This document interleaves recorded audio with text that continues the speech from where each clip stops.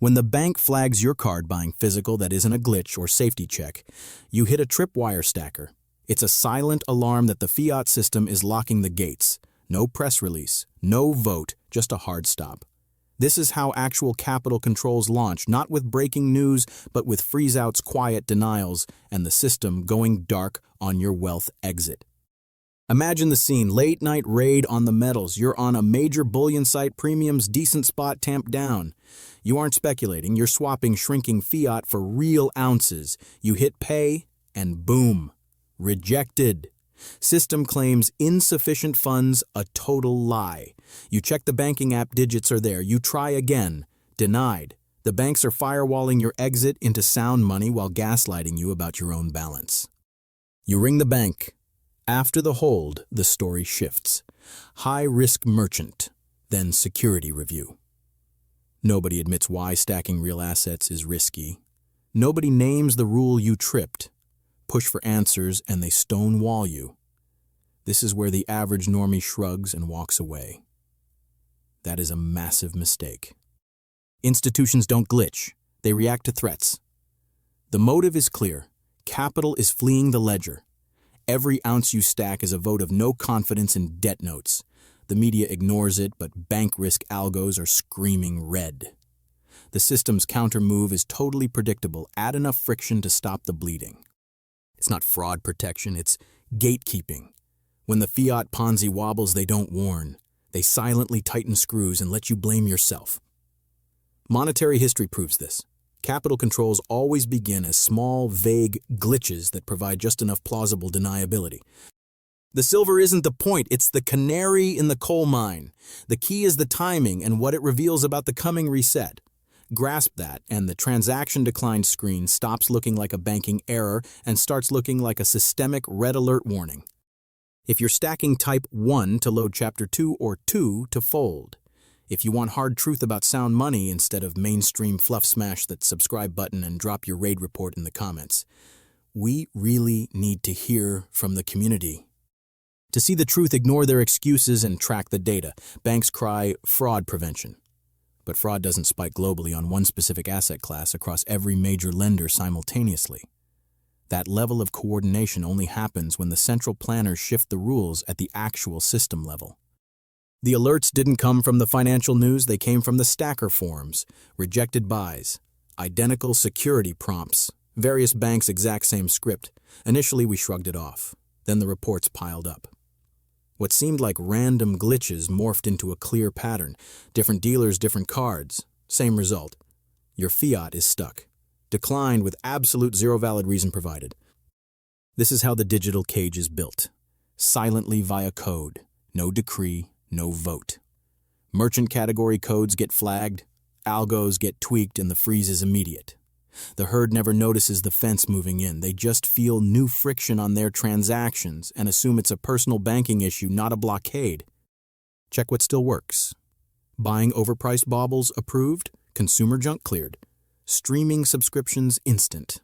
The issue isn't spending, it's exiting. The moment you try to swap digital illusion for physical reality, something outside their control grid, the scrutiny hammers down hard on you. When the flag trips, no human looks at it. The AI judges your velocity, not your goal. Raid history matters. Stacking frequency matters. Buying patterns matter. To the banking algo, this isn't prudent saving. It is detected hostile capital flight. Financial plumbing doesn't clog unless the pressure is critical. Liquidity crises manifest as user restrictions long before they hit the news. The banks gate the exit silently and let the depositors think it is entirely their own fault. This isn't just about the metal yet, it's about spotting the shape of the cage while the bars are still thin enough to see.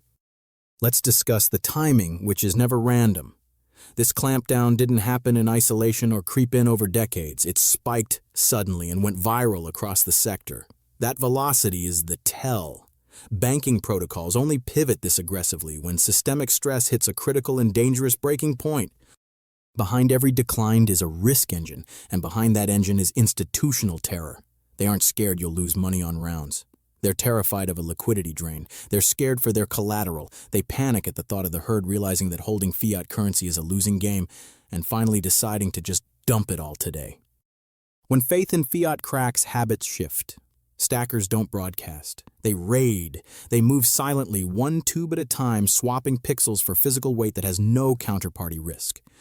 This flow is invisible until it tips the scale, and by the time the COMEX breaks, the banks are already way too late to stop it. That's why they don't issue a press release. They use friction, tiny speed bumps to kill your momentum without waking the sheep. A rejected payment, a nonsense error, infinite hold times. Just enough hassle to throttle the drain, but not enough to start a bank run. It is subtle behavioral engineering, certainly not regulation. History proves fiat regimes rarely die from one blow. They crumble when confidence evaporates. When the illusion fades, the exit door becomes a threat to the elites. That's when the gates close, even if they don't call it capital control just yet. The point isn't if spot shoots up tomorrow or in June. The point is the banking cartel is in a defensive crouch. Healthy markets don't block buyers. They only do this when the house is on fire and they need to buy time to rig the exits tight now. Realize this, and the decline card stops feeling like bad luck. It feels like a tactical block. And that red pill should completely change how you decode every single move they decide to make next, fellow stacker. To predict the endgame, you must see how silent the tyranny is. No sirens, no martial law, no acts of Congress. The control grid is baked into the tools you trust. Mobile wallets, Swift rails, terms of service updates too boring to read. That's the trap. It works because it's invisible until the jaw snaps shut on your hard-earned wealth and it is all gone. Every swipe runs the gauntlet. MCC codes, risk scores, AI flags. When they tweak one variable, your financial reality shifts instantly. Though the UI looks normal, you still have the login. The digits on the screen haven't moved, but your freedom to convert those digits into real money is choked off tight by the rigged banking system completely and silently. That's why their excuses are empty. Bank policy, compliance, review. Those aren't reasons, they're riot shields. They dodge blame while bowing to the powers above, and that chain of command doesn't end at the help desk. It ends at the systemic risk desk, where they try to manage the entire impending currency collapse scenario. This is the classic playbook. When the cartel smells smoke, they don't hike rates or warn the plebs. They hoard liquidity. They cut off the escape valves. They throttle the exits they can't legally ban. The mission isn't to catch every stacker. It's to block enough outflows to keep the Ponzi spinning just a little bit longer for their own sheer survival today. The real psyop is the doubt. When the blocks are random, you gaslight yourself. It must be a glitch. Bad timing. You don't talk to other stackers. This stalls the herd from waking up, and buying time is exactly what the insolvent banks need right now to survive the crash. See the game, and you stop asking why the card failed. You ask what internal panic made the failure mandatory. That question is worth more than any technical analysis chart you read. We're past asking if this is on purpose. The question is, what broke? The plumbing doesn't get tightened unless the foundation is cracking. And that rot always starts in the repo markets or the dark corners the public isn't supposed to see or even know about yet. It is the hidden rot that always kills the system silently. Liquidity is the invisible noose. Banks run on faith in treasuries, not physical cash. When collateral tanks, the whole house of cards shakes. Bonds drop. Balance sheets shrink. Suddenly, they can't afford to let you leave, especially into physical assets they can't rehypothecate, track, or seize easily. The banking system simply locks down now. Timing is key. Spiking yields aren't just pixels. Higher rates crash bond prices, and crashed bonds destroy bank collateral. When their reserves vaporize, the banks go into bunker mode. They won't hold a press conference. They just change the internal settings to survival and block the exits tight. They adapt in the dark silence. That rejected order is the tip of the iceberg. It's a calculated break on the bank run. Physical metal drains liquidity for good. Once you take delivery, those fiat units are gone. They can't be leveraged 100 to 1. They don't prop up the insolvent books. To the central planners, that money has vanished into a black hole forever. It is simply and totally all gone. That's why the squeeze is selective. It targets the act of exiting, not the person. It suppresses the door without locking it. It buys them another day, and when the system is desperate to buy time, it's because the clock is dead. It doesn't mean the crash is today. It means the cracks are visible. And when the dam is cracking, they value control over truth. Transparency is dead. That is the hostile battlefield you are stacking in right now, friends. History is the map because we've been here before. The tools change, but the tyranny is the same. When the currency dies, they don't confiscate gold immediately. They cut off the on-ramps. It's quieter, easier to spin to the public and less likely to spark a revolution before they're truly ready for it now. In past fiat cycles, control needed laws and heavy enforcement. Now it just uses algorithms. A subtle reclassification achieves what legislation once did with no debate or visibility. Stacking doesn't need to be outlawed if acquiring ounces is slowed to a crawl. Most folks quit long before any confrontation is necessary. That is why comparing this to past currency crises matters. Not because history repeats exactly, but because behavior surely does. When faith in paper dies, planners act to save the system they need. They frame it as stability. They frame it as safety. But the effect is the same, fewer physical options for everyone else. What makes this squeeze dangerous is the subtlety. There is no clear bell ringing to react. No news telling you the spot market changed. You only see it when you try to buy dips and find your dealer choices are narrower than they were before. That is why watching premiums matters. Not panic, not emotion, just awareness. Rigged markets rely on delay. The longer stackers doubt their own eyes, the longer the tamp down remains. This clip isn't about guessing crash dates or spot prices.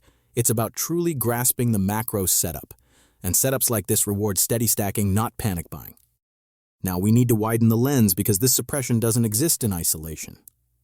While access is tightening for retail stackers in the West, something very different is happening elsewhere. Real money is not disappearing. It is relocating with purpose, scale, and urgency flowing toward assets that exist outside fragile paper promises. Across the global landscape, large whales are positioning quietly. Governments and major institutions don't chase headlines or react emotionally. They respond to balance sheets and long-term risk. When instability rises, they move out of abstractions and into physical bullion. They can hold store and control, not paper exposure, not leverage, true reality. What matters here is scale and synchronization. The fiat system can tolerate individual exits. It cannot tolerate stacking at scale. Retail behavior becomes dangerous only when it begins to mirror institutional behavior. When individuals act like funds and sovereigns, pressure compounds rapidly.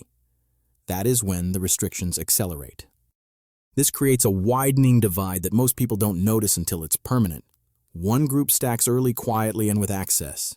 Another group is slowed, discouraged, and eventually priced out through premiums, delays, and rising barriers. Over time, this separation becomes structural and certainly not temporary.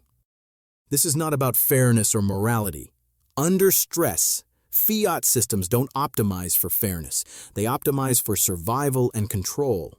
Seen through that lens, these restrictions are not random. They are defensive responses to a monetary transition already in motion. At this stage, the most dangerous mistake you can make is assuming there will be a clear, unmistakable moment to stack later. Financial transitions never arrive with countdowns, warnings, or official announcements. They unfold quietly in layers, each one reducing flexibility while maintaining the illusion that nothing fundamental has changed. By the time the squeeze becomes obvious to everyone, meaningful options are already gone. What you are witnessing now is not collapse. It is compression. Access narrows gradually. Convenience erodes slowly. Purchases that once required a single click begin to require explanations, approvals, alternative methods, or workarounds. None of this feels dramatic in isolation, and that is intentional. Systems under stress do not impose control abruptly unless they are forced to. They shape behavior patiently, allowing people to adapt, rationalize, and accept limits without realizing what they have lost. Most people wait for confirmation. They want headlines, official statements, or extreme price moves to validate concern. They want permission to stack. But confirmation always arrives after access tightens never before. By the time certainty appears, flexibility has already been exchanged for reassurance. And reassurance is always expensive during periods of this transition. This is why preparation matters more than prediction. You do not need perfect timing. You do not need absolute clarity. You need awareness while metals still exist. Systems rarely reverse restrictions once they are introduced. They normalize them. They expand them quietly. Over time, what once felt restrictive simply becomes the new normal baseline. What feels inconvenient today will feel normal tomorrow. What feels questionable today will feel justified later. This is how control becomes invisible, and once control is invisible, it is rarely questioned, let alone challenged. The narrowing doesn't happen all at once. It happens just fast enough that most people adjust instead of ever resisting. Understanding this changes how you interpret everything you're seeing. The goal is not to frighten you. The goal is to recognize the phase we are in while awareness still provides real leverage. Once you recognize the narrowing, the most dangerous belief you can hold is that the choices still being offered to you are neutral. In systems under stress, choices are never neutral. They are guided, incentivized, and constrained in ways that shape behavior without openly forcing it. What feels like convenience is often a corridor designed to keep movement predictable and fully controllable. This is where most people lose time. They assume the system will remain functional long enough for them to react later. They believe access will remain open simply because it always has been. But stressed systems do not fail evenly. They fail at the edges first. Access degrades in specific areas while appearing stable elsewhere. Some doors remain open while others quietly lock. And by the time the pattern becomes obvious, positioning is no longer proactive. It is simply reactive. This phase rewards early movers not because they are smarter or more informed, but because they acted before friction became normalized. Once barriers feel ordinary, people stop questioning them. They stop pushing. They adjust expectations downward and mistake adaptation for true stability. The psychological shift is the real danger. When people accept reduced options as normal, control no longer requires enforcement. Compliance becomes voluntary. And voluntary compliance is far more efficient than force. Fiat systems depend on this shift. Once it happens, reversal becomes unlikely. At this point, the question is no longer which asset performs best or which strategy generates the highest return. The real question is whether you still have agency. Agency erodes when action becomes conditional. When every move requires permission, explanation, or delay, control has already fully changed hands. Understanding this is not about fear or panic, it is about clarity. Clarity allows you to act deliberately instead of emotionally. And in periods like this, deliberate action is the difference between wealth, preservation, and loss. This is where everything comes together because the purpose of understanding these patterns is not fear and it is not prediction. It is strategy. Periods like this don't reward emotion or reaction. They reward clarity, patience, and preparation. When systems tighten, the goal is not to outsmart them in the moment. The goal is to position yourself before any pressure becomes visible. The lesson is simple but uncomfortable. Waiting for permission is a losing strategy. Waiting for certainty is even worse. Financial history shows that the largest shifts always happen while most people are still debating whether anything has changed. By the time consensus forms, access has narrowed, prices have adjusted, and all optionality is gone. This doesn't mean abandoning the system overnight or acting recklessly. It means thinking in terms of resilience instead of returns. Diversification is not just about assets. It's about access, flexibility, and independence of decision-making. The more pathways you maintain, the harder it is for any single restriction to ever trap you. Strategic thinking in moments like this means acting early, calmly, and deliberately. It means understanding that convenience is often traded for control, and that small frictions are rarely temporary. It means recognizing that preservation of purchasing power is not speculation. It is pure defense. Most importantly, it means refusing to outsource awareness. The institutions managing the system will not warn you when conditions change. Media will not prioritize your preparation. That responsibility rests with you alone. If you've made it this far, you already understand more than most. Use that advantage wisely. Share this perspective with people who are still confused by what they're seeing. Ask better questions. Compare notes. Always stay adaptable. If this analysis helped you see the market more clearly, take a moment to support the channel. Subscribe for deeper breakdowns like this, share this video with someone who needs to hear it, and leave a comment below with your thoughts or questions. Engagement matters because independent analysis only survives when informed audiences fully support it. The window doesn't close all at once, but it does close. Stay aware, stay strategic, and don't wait for permission to protect your own future.